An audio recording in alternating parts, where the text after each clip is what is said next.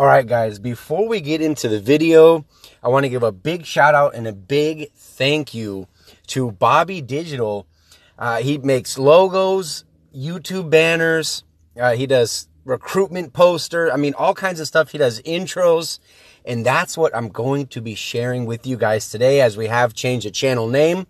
We've also changed the intro. We will have a new YouTube banner coming, a new logo. In time, you'll start seeing these changes on the channel. So hopefully you guys enjoy the new intro. Let me know what you think down in the comment section below. And I cannot say enough, I'm going to give a big shout out to Bobby Digital. I'll have his info down in the description. So without further ado, let's check it out.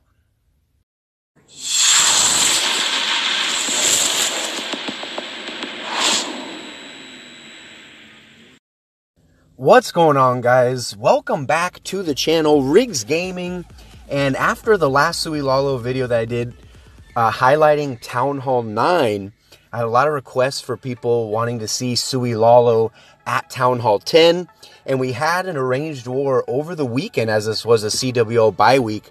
We had an arranged war with none other than Beast Mode. Congratulations to them, GG's. They did get the victory, 110 to 114. That was the final. But I have a few Suey Lalos to show you guys at the Town Hall 10 level. And we have a bonus 11v11 Suey here Lalo. So we'll check that out at the very end. One thing, not a disclaimer, but one thing I do want to say about Town Hall 10 is Suey Lalo before the Inferno Towers got nerfed, that was pretty much how you were getting a 10v10, using some form of Lalo or bitch. I mean, that was pretty much it. Then once they nerfed the Inferno Towers, then we started seeing the Hogs, and we started seeing the Falcons and all these other crazy attack strategies that we're seeing at Town Hall 10 now. But having said that, Suey Lalo is still there, even though the bases have changed a lot. As you guys see, there's more defenses on the outside of bases, not only at Town Hall 10, but also at, of course, Town Hall 9 as well, trying to stop things like kill squads. There's more things that Town Hall 10s have to defend against. So we're not seeing Suey Lalo as much as we used to see, but it is still there. It is still very much part of the meta. So we'll go ahead and break down 3 Town Hall 10 attacks for you guys in this video. I mean, just like at Town Hall 9, I mean, Town Hall 10s are coming in all different shapes and sizes, where the air defense are spread out, where they're kind of all on one side, like we see on this base here. I mean, Town Hall 10, it's crazy how much the meta, has changed. Not only from, when the Falcon attack strategy came into light, but more so even just with the Inferno Towers being nerfed, the things people have to do to try to get a defense now at Town Hall 10. And one thing you will notice on the first example, this is definitely something I have not seen in a very long time, where you have, I mean, a CEC that can be lured with, I mean, a Barbarian, a Goblin. I mean, it's very easily lurable. This is going to be a cleanup attack. I mean, 10v10 fresh 3 stars are still very, very hard to do. So these are going to be all cleanup attacks. So we do know inside of the CC there is going to be a Hound. So it's not going to be triggered. I mean, you'll see the heroes. What Legend, aka Bob, is going to be doing on this one is what he wants to do is funnel his heroes kind of into this channel right here, where you can pick up an air defense. He can take out a wizard tower, and just like how we were talking about in the Town Hall 9 video, is breaking that defensive ring. It's very, very important, and even more so, it's even more so important at Town Hall 10, just because of how much more DPS and more defenses there really are. So he goes ahead and pops King ability, and he goes down pretty quickly to that Inferno Tower. But if you look, behind him was the Archer Queen, where he does still have the ability. And check this out. Pops the ability, takes out the Expo, and even, wait, does he get, just falls shy of that air defense, but he got one air defense that he wanted, and he also got the Expo, the Wizard Tower, broke the ring, pre-drops down 4 haste. That is one thing that we're seeing a lot at Town Hall 10. And when you think about it, haste spell lasts for something like, what, 45 or 50 seconds? That's a pretty long time. Especially, I mean, as quickly as the loons pass through it. The reason why people are pre-dropping down those haste spells is it's one less thing, because when you're doing the Lalo, you're usually counting your loon drops. You're worrying about the skeleton queen kill, which he did perfectly right here. And don't worry, we'll go ahead and break down, you know, the other attacks a little bit more in depth. But I wanted to talk about the haste spell placement, and what you guys will often see is you already know where those haste spells are going to go. You go ahead and pre-drop them down, and that way it's just one less thing, one less moving part you have to worry about when you're worrying about dropping your hounds, you know, dropping down the loons, so on and so forth, getting that queen kill, timing that. So we'll go ahead and break down the next attack. All right, guys, next up we have Potty Mouth, aka R-Dub, and just like how we saw in the first example, you had all 4 air defenses clumped up. Same thing on this base. It's obviously a little bit different with the Inferno Tower placements. We do still see, as you guys saw, we do still see quite a few, look at this, quite a few defenses on the outside, but is definitely a different style base layout. And even with all the air defenses crammed on one side, something like Suey Hero Lalo can still very much work. You know, when you're trying to figure out what attack strategy is the best, you know, when you guys are scouting these bases. So we'll go ahead and hit play. On the other one, he was trying to, you know, break the ring, get the Wizard Tower, you know, get a couple air targeting defenses. And you'll see it'll be the same thing on this one. What he wants to do is break into this compartment and take out this Wizard Tower, the Archer Tower. In turn, he'll get that cannon, and most importantly, take out that Expo, and in doing so, kind of help break that ring. And same thing like you guys saw in the Town Hall 9 video, using a baby dragon, using a wizard. One thing that might actually help at Town Hall 10 when you're talking about funneling is, some might say, might even be a little bit easier to set the funnel at Town Hall 10. Why? Because you have things like bowlers, which we'll see in the very next example, using a bowler to help funnel. It's just one more thing that Town Hall 10 kind of has in their arsenal that Town Hall 9 doesn't. But you can see he still has ability. He's clearly going to go ahead and take out that Expo once he pops Queen ability right about now. There it goes. And I believe he also gets the Bomb Tower. And yes, even something like a cannon, a Bomb Tower, even though these troops, or even though these defenses can attack your air troops, it'll help with loon pathing. One thing I wanted to mention. So look at this. We have 6 haste already pre-dropped. So right here, notice, I mean, it's almost common sense. You drop down the hounds, and you're dropping. Look at all of the loons, dropping down 3 to 4 loons per each one of these defenses as he goes ahead and tanks the hounds. And this one, again, he got the defenses over on the far right-hand side, but this isn't really clockwise or counterclockwise. The loons are just kind of pushing through the base from one end, you know, starting the main deployment down here at 6 o'clock, and everything is going to kind of end up here at 12 o'clock.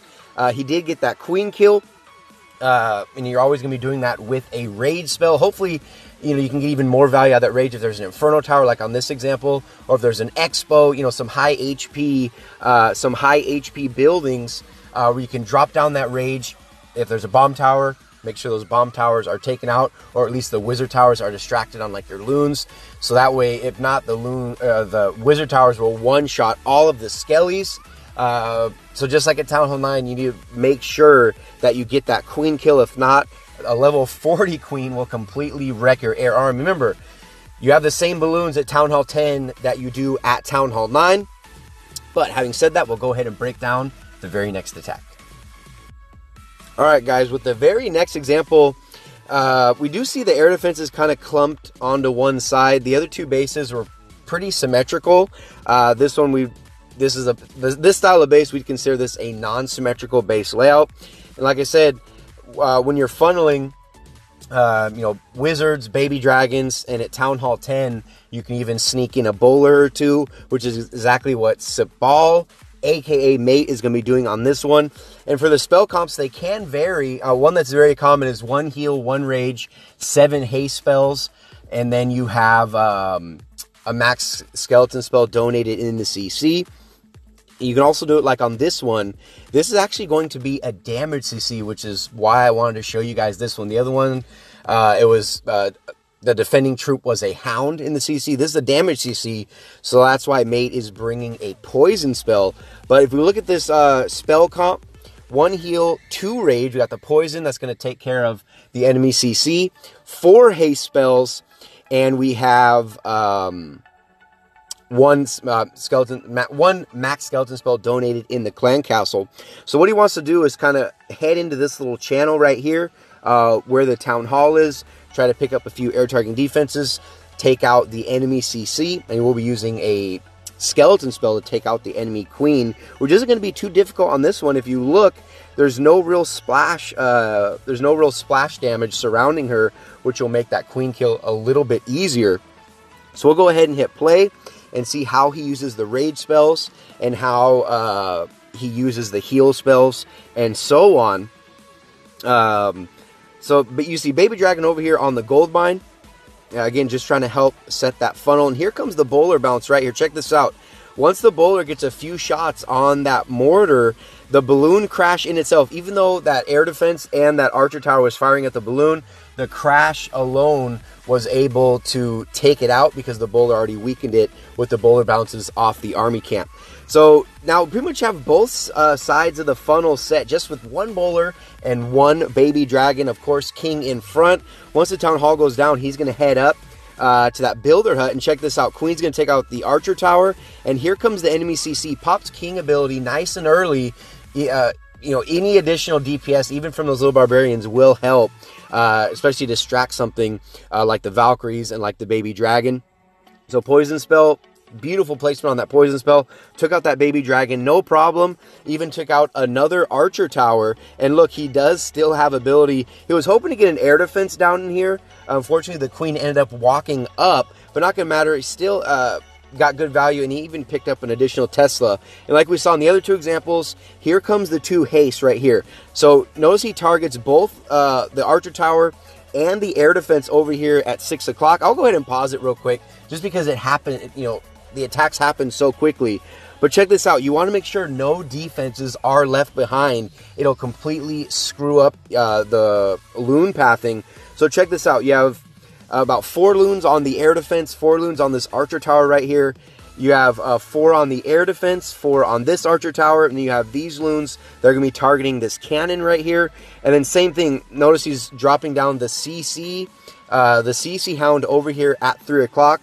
Followed up by a whole bunch of loons. Why? Because of that wizard tower right there.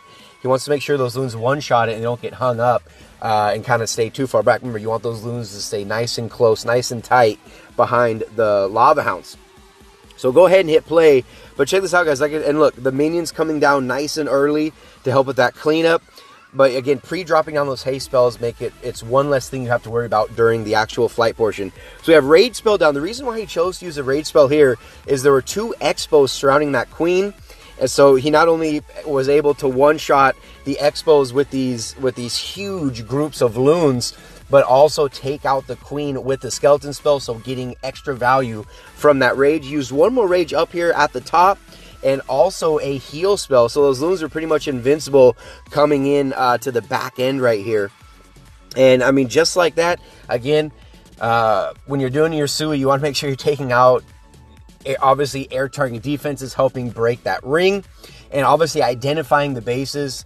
He was able to see that he could clearly get a clean queen kill with the skeleton spell, because there was not a whole bunch of splash damage surrounding her.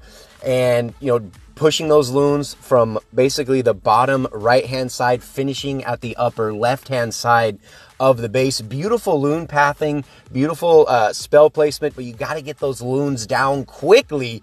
If not, your loon deployment and the pathing will just, it'll be a freaking mess. So those were the 3 examples at Town Hall 10 using Suey Lalo in the current meta. Now I'll go ahead and check out a bonus attack with an 11v11 Suey Hero Lalo. Stay tuned. All right, guys, this one coming from Hostile Intent, and I mean, what can I say? 11v11 using Suey Hero Lalo. We'll go ahead and check out the army comp. We got 3 hounds, 25 loons, as they do have, I believe, 20 more troop space at Town Hall 11 now. 6 minions to help with cleanup. We got 6 wall breakers, so he's going to try to get really, really good value out of these heroes. And for the spells, we got a heal, we got a poison, we got 6 haste, 2 skelly spells, and a rage that went ahead and got donated in the CC. We'll go ahead and hit play and watch exactly how Hostile Intent breaks down this base.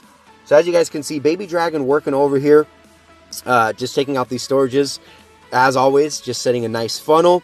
As the defenses are distracted on that king, goes ahead and sends in a huge group of wall breakers. There they go. They're going to get that wall pop, no problem at all.